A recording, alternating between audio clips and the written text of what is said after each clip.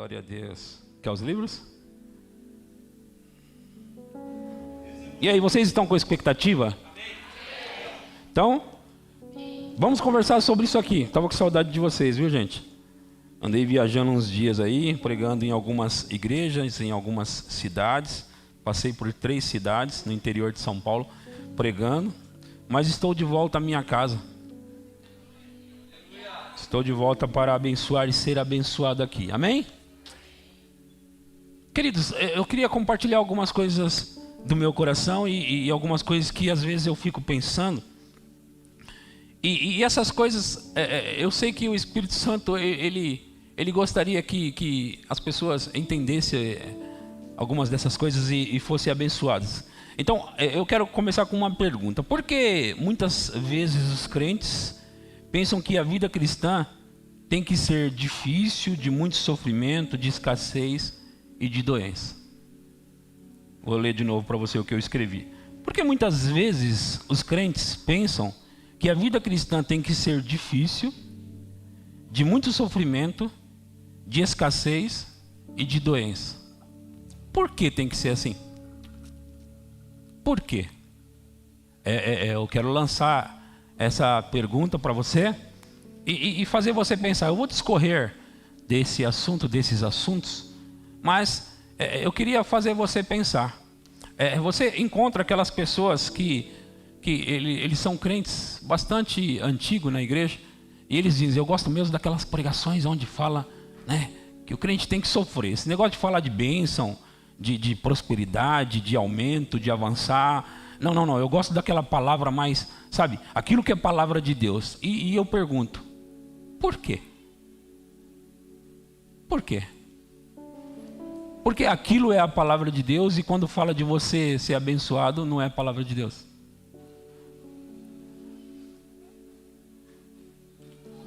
Eu sei que as pessoas normalmente pensam, Jesus falou que no mundo vai ter aflições, e Paulo falou, sofre comigo as aflições de Cristo. Então, pastor, você encontra vários versículos na Bíblia sobre sofrer, sobre sofrimento. E porque a gente encontra, pastor, a gente tem que ficar com a palavra, não é? É verdade, mas você já pensou sobre o que eles estão falando? Que sofrimentos são? Que tipo de sofrimentos são? Que os apóstolos falaram, Paulo falou, Jesus falou, no mundo tereis aflições, e Jesus arrematou com algo poderoso, como eu sempre cito nas minhas mensagens aqui, você já está acostumado, né? Mas tem de bom ânimo, eu venci o mundo. E dá uma impressão que ele largou a gente aqui, sofre aí, vai aguentando. Quando eu vier buscar a igreja, vai ser só alegria no céu, mas enquanto isso, fica sofrendo aí. Por que o evangelho, para muitos, tem que ser um evangelho sofredor? No sentido que eles pensam. Eu vou compartilhar com você o que de fato é o sofrimento, e aí você vai entender que não é nada disso que você está pensando. Só o fato de você se tornar cristão e estar no mundo já é um sofrimento para você. Eu vou explicar. Só o fato de você estar aqui. A Bíblia diz que eles vão odiar você. Quem é eles? O mundo. Eles vão odiar você. Por quê? Porque você não pertence a esse mundo. Eu estou começando a explicar o que são os sofrimentos bíblicos. Os sofrimentos que o cristão realmente vai passar. Por exemplo, quando está todo mundo levando vantagem e você escolhe não levar vantagem, você às vezes acaba sofrendo. Mas o evangelho é isso. Você não leva vantagem da terra. Aí sim você deve dizer: a minha vantagem está com Deus no céu. O outro sofrimento que você deve ter aqui, deve sofrer, é um sofrimento de, às vezes, isso acontece pouco com a gente no Brasil, mas às vezes alguém que é de uma família de religião muito tradicional, eles às vezes matam os filhos, os parentes, porque se converteram ao evangelho. Eles às vezes põem o filho para fora, porque em algumas religiões, em algumas culturas, se você se converteu ao evangelho, acabou para você, é morte. Mas eu preciso trabalhar isso mais no Brasil, né? Porque é aqui onde nós estamos. O sofrimento é quando você não quer pedir perdão, porque aquilo dói em você, feriram você, machucaram você. E aí você sofre com aquilo. Mas a Bíblia diz para você, como um bom soldado de Cristo, sofre pelo amor ao Evangelho. O sofrimento é você pegar a sua cruz e seguir.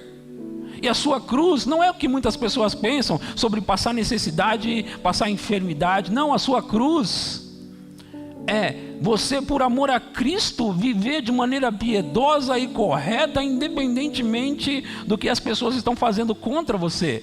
É você estar lá na sua empresa, trabalhando de maneira justa, digna, e muitas vezes passar perseguição lá dentro, pessoas te perseguindo porque você é evangélico, você é cristão. Sofrimento bíblico, sofrimento de acordo com a Bíblia, não são essas coisas que às vezes as pessoas passam necessidade. Eu estou sofrendo por amor de Cristo. Não. E onde fica o Salmo 23? O Senhor é meu pastor e nada me faltará. Onde fica Filipenses 4,19? O meu Deus, segundo as suas riquezas, há de suprir em Cristo Jesus cada uma das minhas necessidades. Onde fica versículos como esse, se temos que sofrer necessidade de comida, de bebida? Jesus falou em Mateus, não se preocupa com essas coisas, Mateus 6. Não se preocupa sobre o que vai comer ou beber, o que vai vestir. Não se preocupa sobre essas coisas. Por quê? Porque o vosso Pai sabe que vocês necessitam de todas elas. Ele não estava jogando palavras fora. Ele estava dizendo para nós que Ele vai suprir. Ele vai suprir. Ele diz assim: busque em primeiro lugar o reino de Deus e a sua justiça. Estas coisas, todas elas lhe serão acrescentadas. Então nós já descartamos mais esse tipo de sofrimento. Não, eu estou sofrendo pelo amor ao Evangelho, por isso que eu estou doente. Não, esse também não é o sofrimento bíblico. Porque esse tipo de sofrimento, naquela cruz, foi cravado em Jesus, como diz Isaías 53, 4 e 5, como diz 1 Pedro 2, 24, como diz Mateus 8, 17. Está escrito. Ele levou sobre si as nossas enfermidades e carregou com as nossas doenças. Se Ele levou sobre si, carregou sobre si, então eu já não preciso mais carregar, uma vez que Ele carregou. Então eu já descarto esse tipo de sofrimento, irmãos. Então qual é o sofrimento cristão? Mas você não sabe que os apóstolos, alguns deles foram cerrados ao meio? Você não sabe que os apóstolos foram crucificados? Eles sofreram pelo amor do Evangelho? Aí eu te digo, você realmente leu a Bíblia? Eu vou mostrar para você. Leia comigo aqui, leia comigo. Em Hebreus capítulo 11, versículo 35. 11 e 35 de Hebreus. Precisamos ler e entender.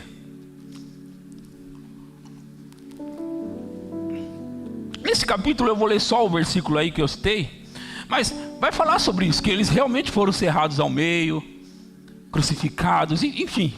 Mas aqui diz assim: mulheres receberam pela ressurreição os seus mortos. Alguns foram torturados, não aceitando o seu resgate, para obterem superior ressurreição. Calma, eu vou explicar. Eu sei que você está olhando ali dizendo: mas está ali, pastor, tortura. Eles sofreram tortura, mas ali também está dizendo que eles não aceitaram o resgate. Sabe por quê? Porque eles esperavam uma maior ressurreição. Sabe o que quer dizer? Que se você morrer como Marte aqui na terra, tem um prêmio maior para você esperando no céu. Então, o que acontece aqui não é um sofrimento que Deus não podia livrar e disse: aguenta aí. Não, eles disseram: não, Deus não livra, não me livra, eu prefiro assim. Sabe o que aconteceu? Pedro, a história da igreja conta isso para nós, que eles, porque aqui inclui Pedro, que ele não aceitou ser livre. Deixa eu te contar uma coisa sobre esse Pedro. Eu ia dizer que ele foi crucificado de cabeça para baixo. A história da igreja conta isso para nós. Ele foi crucificado. Pastor, então ele sofreu, pastor. Ele sofreu porque ele não aceitou o resgate. Porque ele não aceitou o resgate para obter uma superior ressurreição. Não, ele não queria qualquer ressurreição. Ele queria uma ressurreição superior. Então, se você morrer como Marte, fica tranquilo. Na hora da ressurreição, a sua vai ser superior. Agora, eu estava contando para você o seguinte: Pedro estava preso, e você deve conhecer isso em Atos. Ele estava preso com soldados escoltando ele, preso com ele ali, amarrado com ele, para ele não poder fugir. E sabe o que aconteceu? A Bíblia diz que um anjo apareceu lá na prisão e soltou Pedro, soltou ele. E ele não sabia se era uma visão ou não. O anjo disse: vai, se veste, calça as suas sandálias e me siga. E Pedro saiu seguindo ele, foi embora até a rua, e o anjo disse: vai embora. As cadeias se abriram. Isso aconteceu com Paulo. Agora, o que está acontecendo aqui nesse versículo, o que a Bíblia está dizendo para nós, é que chegou um ponto na vida de Pedro que ele descobriu o que era bom. Ele disse: não me livra mais não, deixa eu morrer como Marte, porque se eu morrer como Marte, eu sei que eu tenho um prêmio superior. Não me livra mais não. Mas enquanto você quiser ser livre, Ele vai te livrar, porque Ele garante proteção. O que habita no esconderijo do Altíssimo descansa à sombra do Onipotente. Ele diz: cairão 1000 ao teu lado, 10.000 à tua direita, mas tu não serás atingido. Somente com os teus olhos olharás e verás a recompensa do ímpio. Então veja que, eu gosto mesmo daquelas pregações, pastor, aquelas pregações. Que pregações? Não aquelas, pastor, antigamente se pregava, agora só quer pregar bênção. Antigamente, será que agora nós não descobrimos a verdade? Será que agora nós não descobrimos que Deus tem bênção para nós, em vez de sofrimento? Será que nós não descobrimos a verdade? Não, porque antigamente se pregava o certo, agora a igreja nossa não prega o certo, a gente prega a bênção. Não, mas eu vejo na minha Bíblia que a Bíblia está cheia de bênção, e eu quero as bênçãos que Ele tem para mim. E se precisar um dia morrer como Marte, porque eu não vou fazer casamento de tais e tais, e eu não vou batizar tais e tais, então eu morro como Marte e vou receber uma superior. Ressurreição, meu irmão. Meu irmão. Mas enquanto isso eu vou desfrutar de tudo que Deus tem para mim aqui. Enquanto isso eu vou viver as promessas de Deus, as bênçãos de Deus. Enquanto isso eu vou crescer com Ele, nele, para Ele, o tempo todo. Então, se vamos conversar do Evangelho, por si só a palavra já demonstra para nós o que é. Evangelho é o que? Boas o quê? Não, então não é más notícias? Então eles dizem que eu gosto mesmo daquelas pregações de más notícias. Não, mas eu não gosto daquelas pregações de más notícias. Eu gosto das boas notícias. E até para falar com você sobre se tornar Marte, ainda tem envolvido nisso uma boa notícia. E a boa notícia é que se você morrer assim, meu Deus do céu, você, meu irmão, então do começo ao fim o Evangelho é boas novas. Não vai ter meias boas novas. Não vai ter isso. No Evangelho é repleto de bênção, abundância, superabundância. Deus usa essas palavras, mais que vencedor, muito mais. Deus usa essas palavras abundantemente. O ladrão vem somente para roubar, matar e destruir. Eu vim para que tenham vida e a tenham em? Então não é, e aliás aquele livro Zoe, que eu apresentei aqui, vai falar disso. Então não é qualquer tipo de vida. Não é uma vida qualquer. É uma vida abundante. Jesus já classificou quem é quem. Ele disse: o ladrão é o diabo. Ele vem para matar, roubar e destruir. E as pessoas querem que a gente pregue o evangelho de sofrimento, onde esse suposto evangelho, ele na verdade, ele pertence ao diabo. Eu não quero nada com o diabo. É ele que rouba, é ele que mata e é ele que destrói. Mas eu vim, Jesus disse, para que tenham vida e a tenham em abundância. Amém? Então, pastor, eu gosto mesmo daquelas pregações, sabe, que dá na canela. Sabe, às vezes, eu sei o que eles querem dizer. Às vezes, para a gente pregar sobre não peca não, viu? Não peca não. Mas sabe, quando nós entendemos que nós somos uma nova criatura, que nascemos de novo, nós não temos mais desejo de pecar. Eu não tenho desejo de ficar pecando, gente. Eu nasci de novo. Uma nova criatura eu sou. Eu sou uma nova criatura. Aí Paulo escreveu aos Romanos. Ele disse nas suas cartas várias coisas, e nelas ele demonstra para nós que tipo de vida é para termos. Em Romanos capítulo 5, versículo 17, Romanos 5, 17.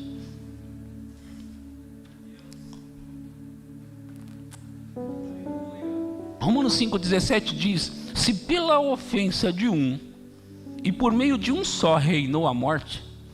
Pela ofensa de um é a ofensa que um praticou. Quem praticou? Adão. Se pela ofensa de Adão, e por meio dele, somente dele reinou a morte, a Bíblia diz: muito mais os que recebem a abundância da graça e o dom da justiça. Se você souber o que é graça, você vai ver que chamar a graça de abundância da graça é algo extraordinário para a sua vida.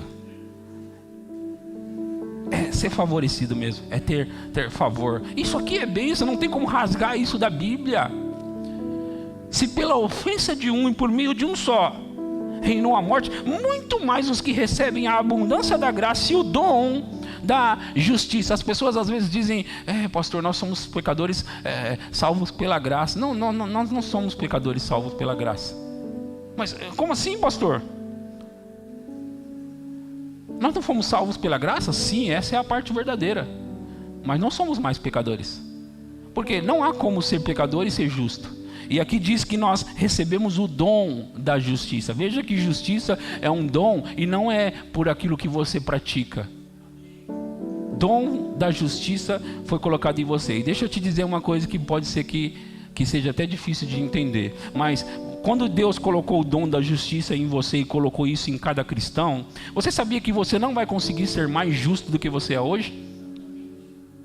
Não dá para ser mais justo do que você é. Como assim, pastor? Não. Justiça na Bíblia é um dom. E esse dom foi dado para nós, de graça, pela graça. Pela graça, de graça. Então, voltando no versículo: se por meio de um só reinou a morte, muito mais os que recebem ou da abundância da graça e o dom da justiça reinarão em vida. Reinarão em quê?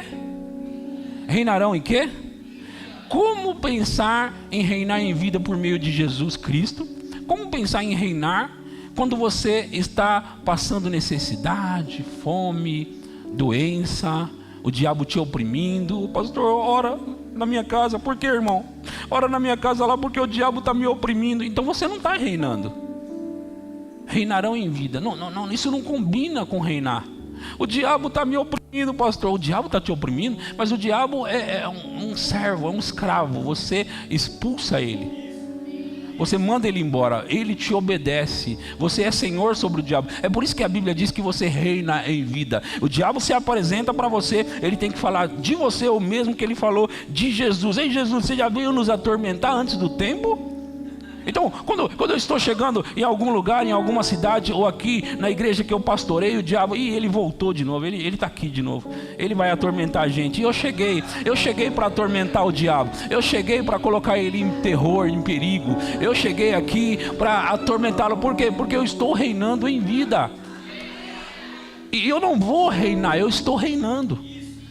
E isso não é sobre mim, é sobre mim, eu e você. Por quê? Porque a mesma graça, dom da justiça e o reinar em vida que eu recebi, você também recebeu. Sabe que eu não tenho mais autoridade do que você, mais poder do que você? Não, eu não tenho. O que acontece com a gente é que a gente descobre mais do que os outros. Então a gente acaba descobrindo o que nós temos em Cristo. E o que eu tenho em Cristo? Reinar em vida. Reinar em vida. Eu estou reinando em vida. Você precisa reinar em vida. Agora, pensa sobre alguém aqui que está reinando em vida. Agora você consegue pensar num rei cheio de dificuldades, cheio de problemas, cheio de faltas? Um rei assim, sabe? Quando você pensa em rei, você tem que pensar num alguém que está no trono, alguém que tem autoridade, alguém que tem servos às suas ordens, alguém que tem domínio. Não dá para reinar com a cabeça baixa, triste, rastejando e tentando chegar ao céu.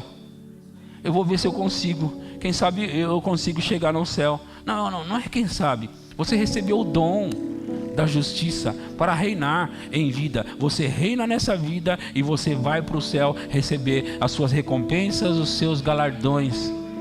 Sabe, irmãos, eu sei que esse tipo de mensagem choca, mas é que a gente às vezes não está acostumado a ouvir o que realmente Paulo escreveu, o que realmente a palavra diz. Sabe, olha, em 2 Pedro capítulo 1, versículo 4, 2 Pedro capítulo 1, versículo 4, diz: pelas quais nos têm sido doadas as suas preciosas e muito grandes promessas. Preciosas, isso é evangelho, gente. Nos têm sido doadas as suas preciosas e muito grandes promessas, para que por elas vos torneis o quê? Co-participante da natureza divina. Peraí. Deixa eu ver se você e eu entendemos. Nós somos co-participantes da natureza de Deus. Natureza divina. Natureza de Deus. Nos torneis co-participantes da natureza de Deus. Natureza divina. Você já pensou que você tem a natureza divina em você? Quando você nasceu de novo, você recebeu a natureza divina. E quem recebeu a natureza divina, meu Deus do céu, não dá para ser escravo, não dá para ser pobre, não dá para ser miserável, não dá para ser doente, não dá para estar rastejando. Não, eu tenho a natureza divina. E sabe de uma coisa? O diabo sabe que você tem. E quando ele olha para você, você está brilhando com a natureza divina. Mas vamos continuar. Co-participantes da natureza divina, livrando-vos da corrupção das paixões que há no mundo. Veja, o mundo, ele tenta nos assediar, não é? O mundo tenta nos assediar. As corrupções que há no mundo. Veja, o que os apóstolos escreveram, daquilo que eles receberam de Deus, a respeito do evangelho, a nossa visão é: vamos tentar lutar contra o pecado. Nós vamos tentar lutar contra o pecado. Aqui ele diz sobre nós termos uma natureza divina, e por causa dessa natureza, nós nos livramos das corrupções, das paixões que há no mundo. Sabe? Então o diabo não tem que dominar você, o pecado não tem que dominar você, você não tem que ser escravizado pelo diabo. Sabe, deixa eu te falar uma coisa: se você tem tido muito problema em parar de pé, em parar de pecar, provavelmente você não nasceu de novo. Mas estou falando sério, não estou tentando atingir, ofender, machucar, brigar. Eu estou falando a verdade. Então, sabe o que você faz? Ter crescido na igreja não torna você um cristão. Ser filho de pastor também não. Ser filho de crente não torna você cristão. Não torna. Não torna. Se você cresceu na igreja, é como eu estava conversando esses dias com meu sobrinho Rafael. E ele chegou um dia que ele realmente aceitou Jesus, mas ele tinha sido criado na igreja. E sendo criado na igreja, ele conta que muitas vezes ele se reconciliou com Deus. Ele ia para frente para se reconciliar. Mas a pergunta que vem é: se reconciliar do quê? Do quê? Se reconciliar do quê? Não, porque eu cresci na igreja. É obviamente que ele entendeu um dia na vida dele. Ele disse: tio, você fez o apelo uma vez e você disse: se você cresceu na igreja, esteve na igreja a sua vida toda, não significa que você nasceu de novo. O que você precisa é nascer de novo, aceitar Jesus por você mesmo. Ele disse: tio, naquele dia eu fui aceitar Jesus, para valer. Aí ele contou para mim assim: mas antes eu ficava indo reconciliar. Aí eu pergunto: reconciliar do quê? Porque se você nunca nasceu de novo, você não tem do que se reconciliar. Vocês estão entendendo o que eu estou falando? Não tem do que reconciliar. Então, muitas pessoas o que precisam na verdade é aceitar Jesus. É aceitar Jesus. É por isso que muitas vezes se esforça, tenta ir para a igreja, tenta ser um crente, mas sabe, ficar dentro de uma garagem não vai fazer de você um carro, assim como ficar na igreja não vai fazer de você um crente.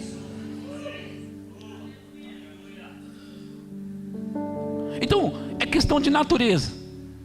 É questão de nascer de novo. Em 2 Coríntios 5,17 diz assim que se alguém está em Cristo, é nova criatura ou criação. Nova. Esse nova nunca existiu antes. Como que você pode ser um pecador salvo pela graça? Não, eu sou um pecador salvo pela graça. Você nem existia. Você nasceu de novo, é uma nova criatura. Então, essa nova criatura não é a mesma que antes era um pecador. Não é a mesma pessoa. Olha para mim, vocês estão entendendo o que eu estou falando? Olha só, o que eu estou contando para você. Alguém disse: eu sou um pecador salvo pela graça. Por que você disse que é um pecador salvo pela graça? Porque antes, pastor, eu era um pecador, e aí a graça me salvou, então agora eu sou um pecador salvo pela graça. Não, mas quando você aceita Jesus, você nasce de novo e é salvo. Você é salvo porque você se torna uma nova criatura. Aquela pecador não existe mais. Não existe mais. Então não tem esse negócio de antes acabou. Antes já era. Se alguém está em Cristo, é nova criatura. É nova criatura. E aí, as coisas velhas, antigas já passaram, eis que tudo se fez novo. Todas elas se fizeram novas. Então, nova criatura. Nova criatura. Então, é isso que nós somos. Em Efésios capítulo 2, versículo 5. Efésios 2, 5. Vocês estão recebendo alguma coisa aqui? Eu estou lendo, deixa eu te falar isso. Algumas poucas partes das cartas paulinas, carta de Pedro, algumas poucas. Eu nem fui tão profundo nelas. E olha só o nosso nível de conversa aqui. Olha o nosso nível de conversa. Imagina você realmente compreender as cartas de Paulo, as cartas de Pedro, de João, de Tiago, e compreender o que Jesus falou. Sabe, nós vamos deixar esse pensamento antigo, esse pensamento velho, e entrar numa posição, oh, meu Deus do céu, olha o que ele vai dizer aqui, ó. E estando nós mortos em nossos delitos, nos deu vida. Nós estávamos mortos, éramos pessoas mortas, nos deu vida juntamente com Cristo. Pela graça sois salvos. Pela graça sois salvos. Vocês e eu somos salvos pela graça. Isso pela graça é de graça mesmo. Pela graça sois salvos. E juntamente com Ele, nos ressuscitou e nos fez o quê? Assentar nos lugares celestiais em Cristo Jesus. Veja essa realidade. Veja isso aqui. Você está sentado aonde agora? Agora, fisicamente falando? Na igreja? Não é? Veja que essa é uma realidade natural do seu corpo físico, mas que na realidade espiritual, a Bíblia aponta, mostra e diz que você está assentado com Cristo nas regiões celestiais. Assentado com quem? Cristo. Qual é o lugar que você está? Regiões celestiais. Regiões celestiais. Vamos ler mais desse capítulo. E juntamente com Ele nos ressuscitou e nos fez assentar nos lugares celestiais em Cristo. Próximo. Para mostrar nos séculos vindouros a suprema riqueza da sua graça em bondade para conosco em Cristo Jesus. Para mostrar nos séculos vindouros a suprema riqueza da sua graça em bondade para conosco em Cristo Jesus. A Bíblia diz em Efésios capítulo 1, esse é o 2, mas ela diz no capítulo 1 que Deus deu um lugar para Jesus, uma posição para Ele, acima de todo principado, potestade, poder e domínio. Acima de tudo isso, Jesus foi colocado. E a Bíblia diz em Efésios 1 ainda que para ele ser o cabeça, ele deu à igreja, está com ele assentado nesses lugares celestiais, muito acima de todo principado e potestade. Se eu estou assentado com Cristo nesse lugar, nessas regiões celestiais, eu estou assentado com Ele, e Ele está acima de todo principado, potestade, poder, domínio, de todo nome. Então significa que eu e você estamos junto com Ele, assentados acima de tudo isso. Então, quando o diabo olha para você, ele não olha cara a cara, ele tem que olhar para cima, porque é onde você está. Ouça. Eu sei que naturalmente falando, o seu corpo físico está aqui, mas o diabo é espírito. E o diabo é espírito e vê nas regiões espirituais. E nas regiões espirituais, você não está aqui, você está assentado com Cristo em lugares celestiais. Então, o diabo ele tem que olhar para você assim.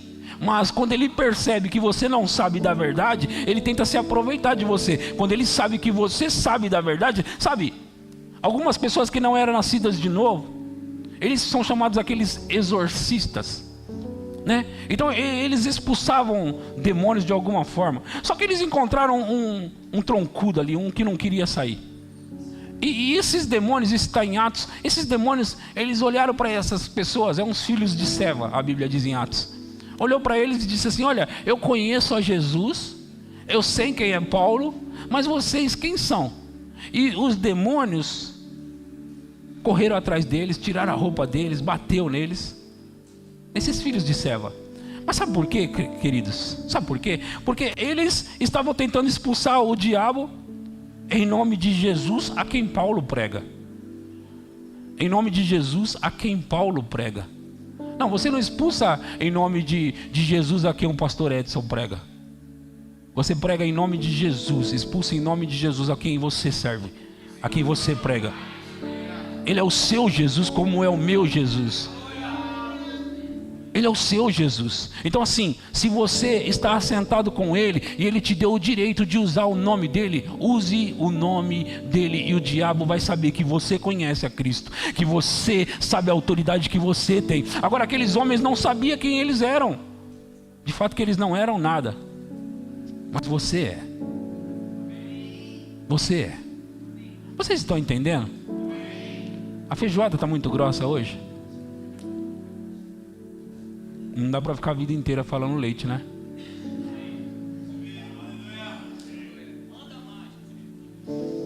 Você sabia que por causa da queda do homem, por causa da queda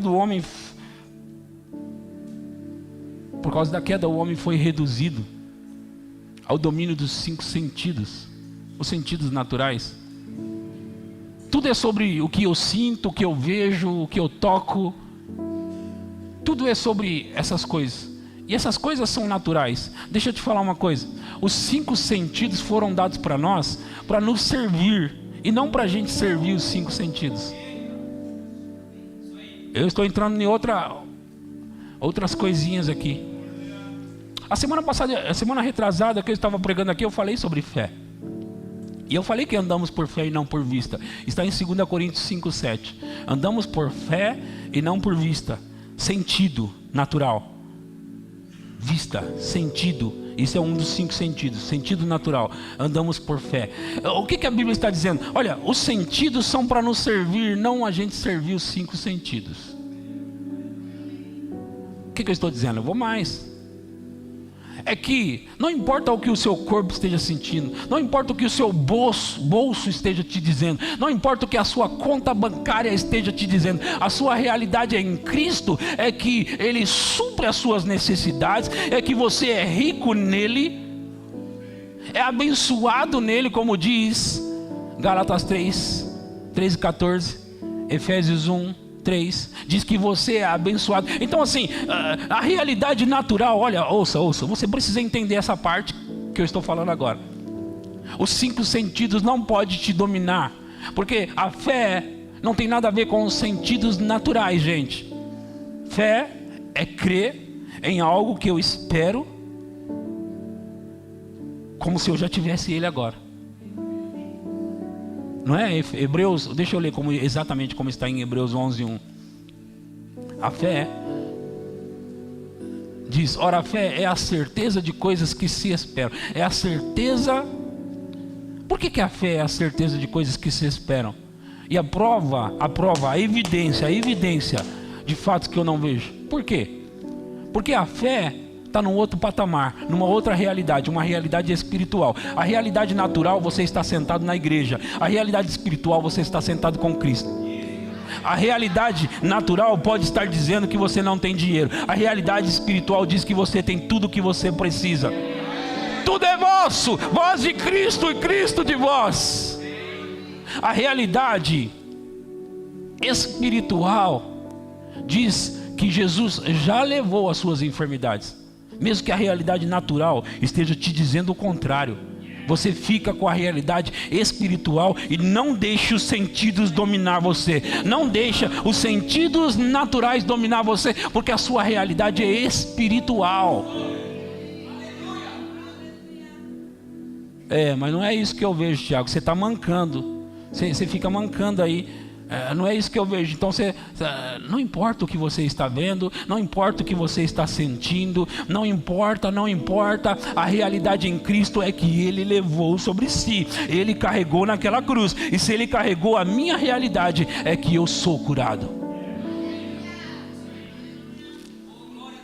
Ora, a fé é a certeza de coisas que se esperam e a convicção de fatos que não se veem. Então, os sentidos naturais não devem determinar o que você é, o que você tem.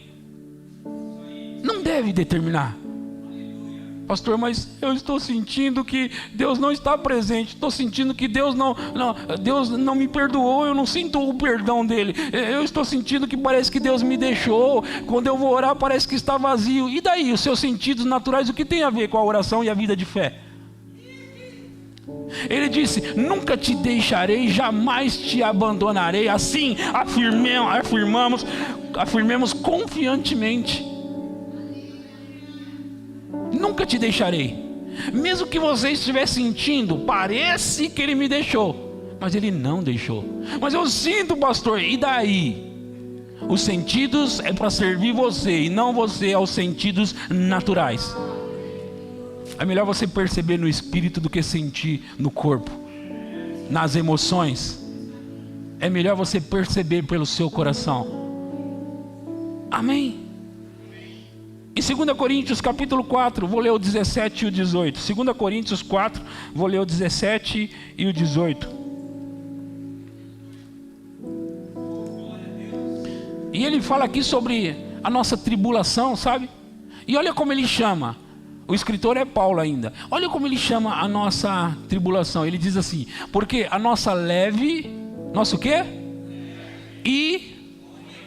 Leve e momentânea. Veja que o evangelho é boas novas do começo ao fim.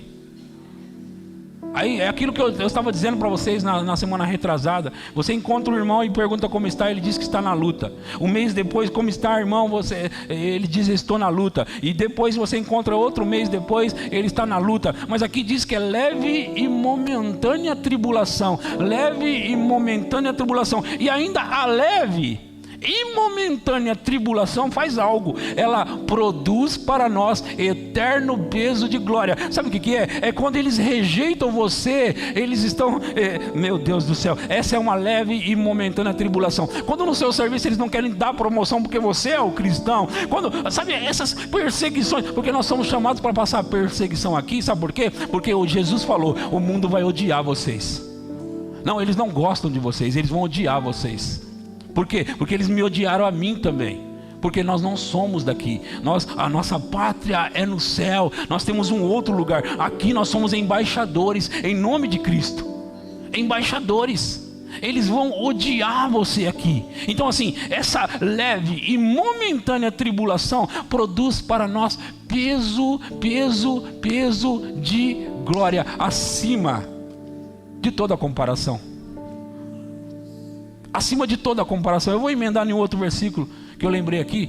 Em Romanos capítulo 8, versículo 18. Romanos 8, 18 diz assim. Romanos 8, 18 diz assim. Porque para mim tenho por certo que as aflições do tempo, o sofrimento ou aflições do tempo presente não podem ser comparados com a glória que em nós há de ser revelada.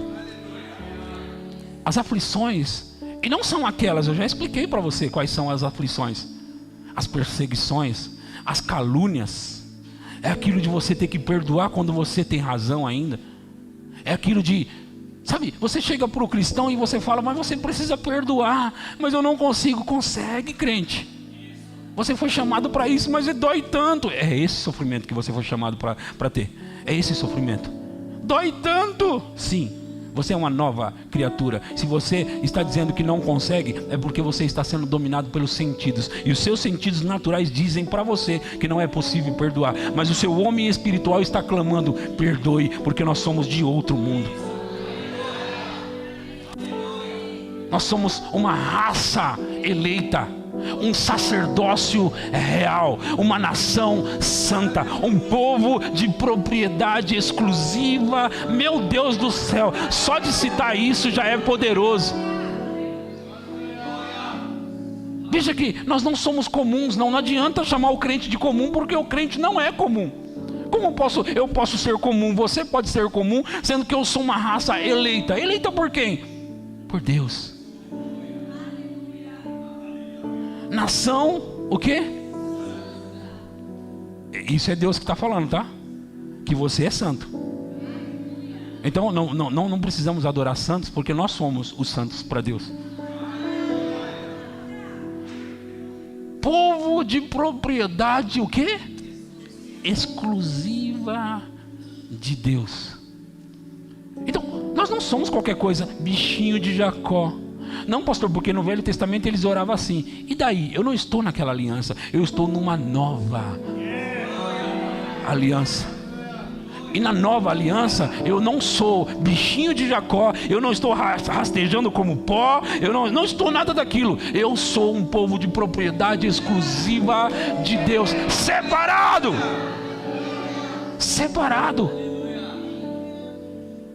Isso é o evangelho, não adianta, gente. Eu tenho que pregar as realidades em Cristo, e essas são as realidades. Pastor, mas não era assim que eles pregavam. E daí? Eles querem pregar o Velho Testamento e eu estou no Novo. No Velho Testamento ninguém nasceu de novo.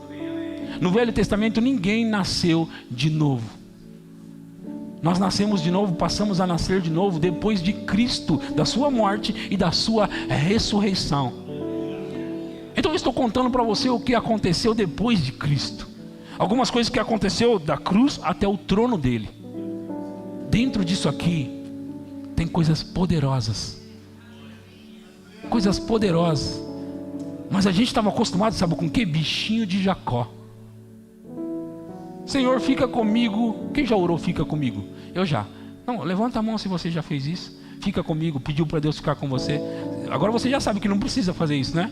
Porque ele já disse, eu vou estar com você todos os dias. Então, não vai ter um dia que Jesus vai, eu vou dar uma saidinha aí, viu? Vou dar uma saidinha, fica aí tranquilo aí. Aí eu tenho que orar, Senhor, fica comigo. Não precisa disso. Não precisa disso. Ele está comigo, está contigo, até a consumação, da onde? Então é para sempre. Essa é a nossa realidade. Eu estou apresentando para você a nossa realidade em Cristo. Eu sou uma nova criatura. Eu sou uma nova criação. Uma nova criação. E nova, sabe o que significa? Nunca existiu antes. E se nunca existiu antes, aquele pecador morreu. Aonde que ele morreu, pastor? Ele está aí. Não, ele morreu com Cristo. Eu li para você, ele morreu com Cristo. A Bíblia diz, se nós morremos com Cristo nós ressuscitamos com uma nova criatura, uma nova espécie, uma nova raça. Meu Deus do céu. Meu Deus do céu. E olha que eu só estou pincelando o Novo Testamento. Não criei, não inventei nada. Estou lendo os versículos, poucos deles. Estou lendo uns poucos versículos aqui e ainda vou ler mais para você. Eu tinha acabado 2 Coríntios 4, 17 e 18. Está escrito, porque a nossa leve e momentânea tribulação produz para nós eterno peso de glória. Eu estou lendo 2 Coríntios 4, 17. Produz para nós eterno peso de glória, acima de toda comparação. Agora, olha o 18. Olha o versículo 18. Que eu estava falando sobre os 5 sentidos, lembra? Vocês lembraram? 5 sentidos. Não atentando nós no quê? Não atentando nós no quê? Esse não atentando não é não dar atenção? Não é? Ele diz para nós não darmos o quê? Veja que não são as minhas palavras, é as palavras do apóstolo Paulo. Ele diz: não deem atenção nas coisas que se veem, mas deem atenção no quê? Nas coisas que não se veem. Por quê? Porque as que se veem, elas são o quê? Temporais. Elas mudam. A dor muda. A falta muda. Você está dizendo, tá entendendo?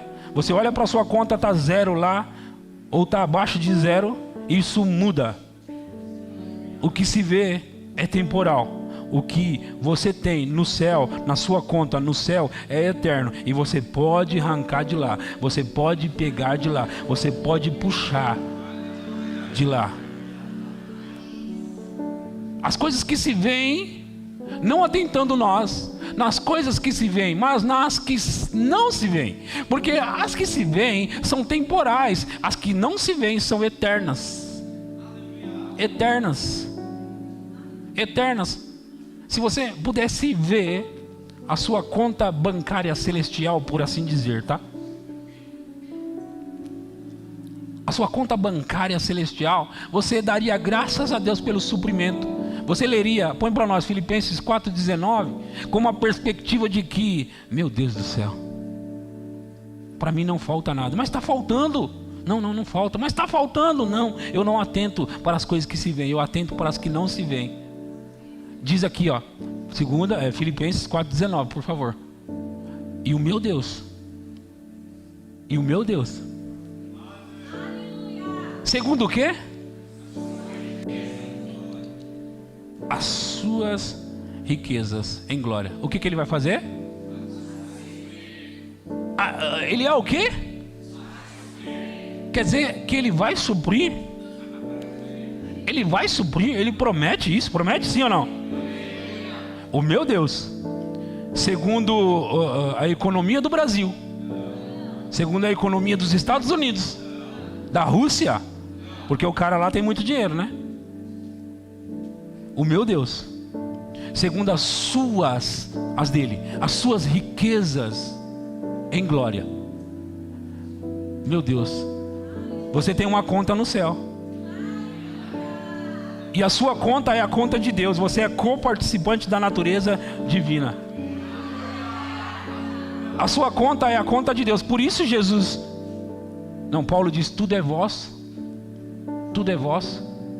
Tudo é vós. E o meu Deus, segundo as suas riquezas em glória, há de suprir em Cristo Jesus cada uma. Cada uma envolve todas, não é? Todas as vossas necessidades. Veja, vamos olhar da perspectiva que eu estou colocando. A fé é uma perspectiva diferente da perspectiva natural, certo? E a perspectiva da fé é a Bíblia. A fé vem por ouvir o quê? A palavra, certo? Então a perspectiva da fé é a palavra, certo? E na perspectiva da fé, que é diferente da natural, a natural pode estar dizendo que realmente tem falta, mas a perspectiva da fé diz que ele supre cada uma das vossas necessidades. Cada uma inclui essa também, que você deve estar pensando. Cada uma inclui as contas também. Cada uma inclui a conta da água, a conta da luz, o aluguel, a comida, a bebida. Jesus falou em Mateus: não se preocupe sobre essas coisas. Não ajunta uma coisa com a outra e você começa a pensar: rapaz, ele promete suprir, ele promete cuidar de mim. Só que ele espera, porque as coisas de Deus funcionam como? Pela fé. Pela fé. E fé não é natural. Fé é espiritual. Diga: fé é espiritual. Então é uma perspectiva diferente. Fé não é natural. A conta está aí, a dívida está aí, a conta bancária está vermelho o saldo. Isso é perspectiva natural, são reais naturalmente falando. Mas há uma realidade maior. E a realidade maior Meu Deus do céu, eu estava pregando lá na igreja de Assis e também na igreja de Bauru, e eu estava dizendo o seguinte: a palavra de Deus, ela está elevada, ela está nesse nível aqui, onde é a fé. Vou colocar desse lado, onde é a fé. Aqui está a palavra de Deus, onde está a fé, certo? Ela é um nível elevado. A palavra de Deus não vai descer no nosso nível. Nós, ouvindo a palavra, ela vai levar nós no nível dela. Vocês estão ouvindo? A palavra não vai descer, ela está elevada. Então a palavra, você tem que associar ela à fé, que é o que eu estava falando há pouco. A fé, a palavra, ok? Então ela está elevada, a fé está elevada. Veja que a fé não está no campo natural, a palavra não está no campo natural, a palavra está elevada. Quando você ouve a palavra e resolve crer, você passa para esse lugar, acima de todo o principado, potestade, poder e domínio, muito acima, um nível elevado. Gente, eu sei que às vezes parece uma coisa, às vezes difícil de entender. Pedro falando sobre Paulo, ele falou, Paulo escreveu algumas coisas que às vezes são difíceis de entender, mas são a realidade que eu e você tem em Cristo Jesus. E na realidade que nós temos em Cristo Jesus, Paulo escreveu aos Filipenses da Macedônia que ele vai suprir as suas necessidades de acordo com a riqueza dele. Ele vai suprir. Então, se nós vamos sair do campo natural onde há falta mesmo, o campo natural diz e apresenta para nós que não tem dinheiro, que o salário não dá, que o salário não paga as contas, mas você começar a colocar essa realidade espiritual e você começar a confessar isso para você, falar isso para você, falar sobre você, falar sobre o que você possui em Cristo. Mas está faltando dinheiro. Não, o meu Deus, segundo as suas riquezas, o Senhor é o meu pastor e nada me faltará. Mas está faltando, nada me faltará. Nada me faltará. Quando você começa a colocar a palavra em você, você vai subindo para esse lugar, o lugar da fé. E o lugar da fé sempre olha de cima para baixo, não de baixo para cima. O lugar da fé olha daqui, ó, para baixo. A sua realidade é espiritual. A sua realidade em Cristo não é essa natural que você vê. A sua realidade pode mudar a sua circunstância. Não importa se você tiver um filho desviado, um marido desviado, se você tiver... A Bíblia diz que eu e minha casa serviremos ao Senhor. Agarre-se a essa realidade que Deus vai cumprir o que Ele diz, mas você precisa acreditar no que Ele diz. Se Ele falou, então é. Mas você não percebe, o seu filho está lá no mundo. Mas você não percebe, o seu marido não quer saber de igreja. Mas você não percebe isso, não percebe aquilo. A nossa realidade é essa, e eu vou caminhar para essa verdade. Como? Agarrando nela, grudado nela. Eu morro, mas morro grudado na palavra, no que Ele disse. Eu morro grudado, abraçado com a palavra, abraçado com ela. Se Ele falou, é a minha realidade. A minha realidade é que eu e a minha casa serviremos ao Senhor.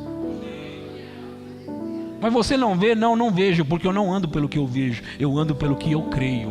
E eu creio no que a palavra diz. E aí as pessoas pensam que nós somos presunçosos. As pessoas pensam, ele pensa que tem um rei na barriga. Mas nós temos o rei na barriga. Nós temos o rei na barriga. Você tem o rei na barriga. Eu tenho o rei na barriga. E ele está habitando em mim e em ti. E é por isso que nós reinamos em vida. É por isso que nós dominamos. É por isso que nós vencemos o tempo todo.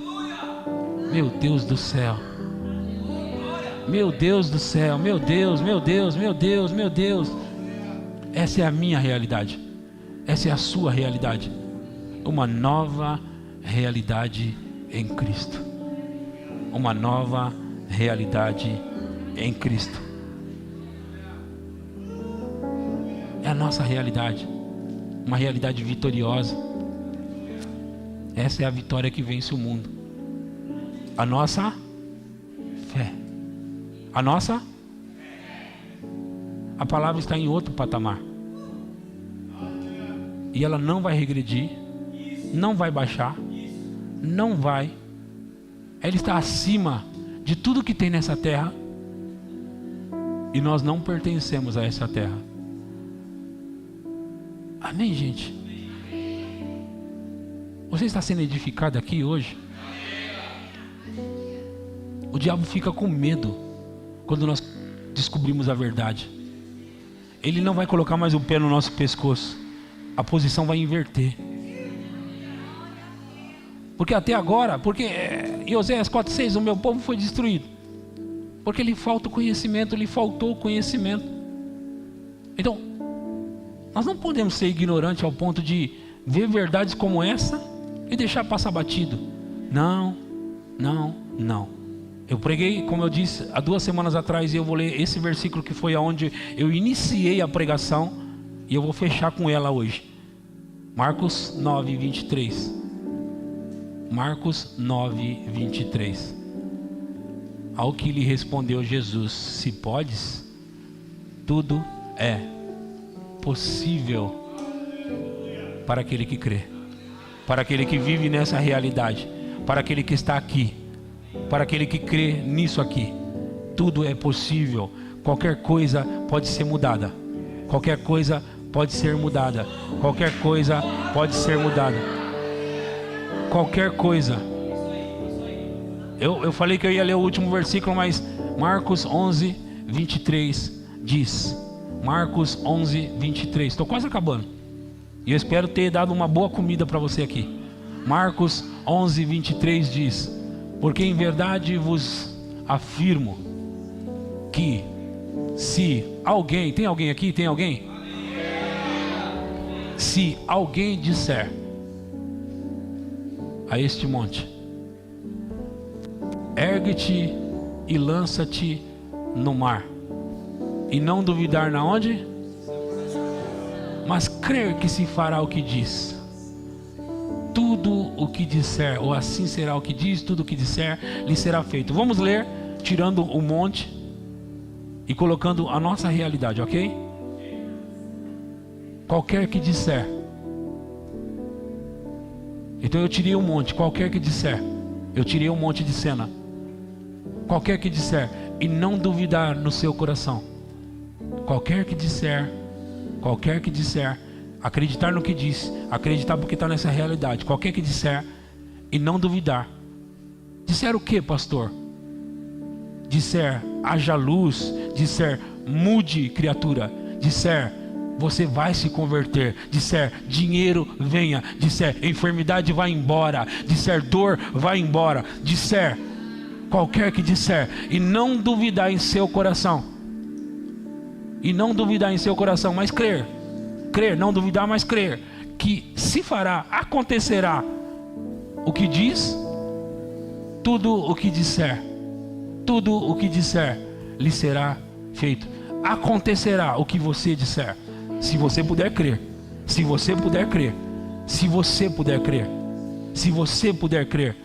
você puder crer, eu quero provocar sua fé hoje, se você puder crer. Irmão, irmã, se você puder crer, a sua história vai mudar a partir de hoje. Se você puder crer, aquele negócio vai largar, vai sair. Se você puder crer, vai haver mudança na sua casa, na sua família. Se você puder crer, vai haver conversão lá. Se você puder crer, vai haver aumento na sua casa. Se você puder crer, essa enfermidade vai embora. Se você puder crer, o negócio vai crescer, vai se expandir, vai avançar, vai multiplicar. Se você puder crer, você precisa dizer, você precisa crer, e você precisa continuar crendo, porque você vem para essa realidade, e essa realidade ninguém pode segurar, porque a realidade da fé é a realidade do Espírito, é a realidade em Cristo. Nós estamos com Cristo, nós estamos assentados nele, nós estamos com ele, e vamos sempre vencer com ele. Sempre vencer com ele, sempre vencer com ele.